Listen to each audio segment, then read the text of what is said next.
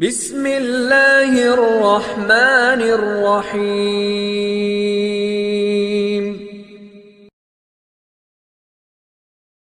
हमारे चैनल को सब्सक्राइब करें और नई अपडेट्स के लिए घंटी के बटन को जरूर दबाएं।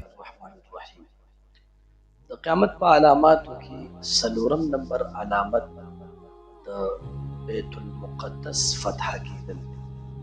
نبی علیہ الصلوۃ والسلام او صحابه ته فرمایي چې اے صحابه اعدوا ستا بین یدی الساعه، تاسو د قیامت نه مخکې شپږ علامات وشمارئ.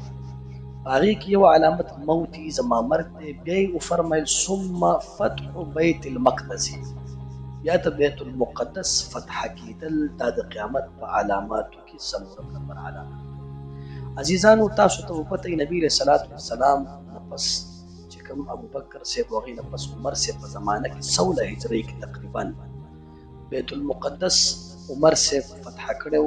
ابو عبیده ابن جراح رضی الله تعالی عنه یې لیږلی و چې کله دا هلته لاړه او هلته چې کوم دی حالاتو کته راهبانو ته راغله. راهبانو ته پوښتنه وکړه چې موږ ستاسو امیر المؤمنین عمر بن الخطاب سره ملاویږو، ولې چې هغوی ته د قیامت د علاماتو پته وه. هغوی د قیامت علامات په کتابونو کې لیدلي، خپل په کتابونو کې. نو هغوی ویل چې موږ عمر ګورو.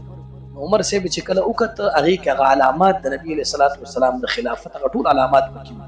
وایي هغوی باقاعده اعلان وکړو چې بغیر د جنګه بیت المقدس دا ستاسو. تاسو به دا واقع اورېدلي دي. بیا عمر صاحب راغلو ښه فاتحانه انداز سره جنګ موږ هغوی نه دی کړی او بیت المقدس دا فتح شو.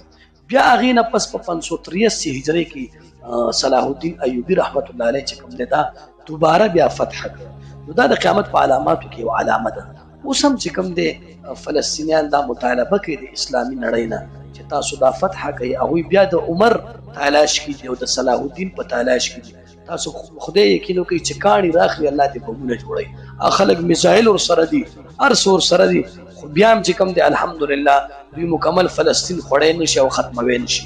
نو دا د قیامت په علاماتو کې څلورم نمبر علامت چې بیت المقدس فتح کېدل دي او هغه فتح شوی دی. نو لهذا د قیامت دا علامت شوی دی. واخر دعوانا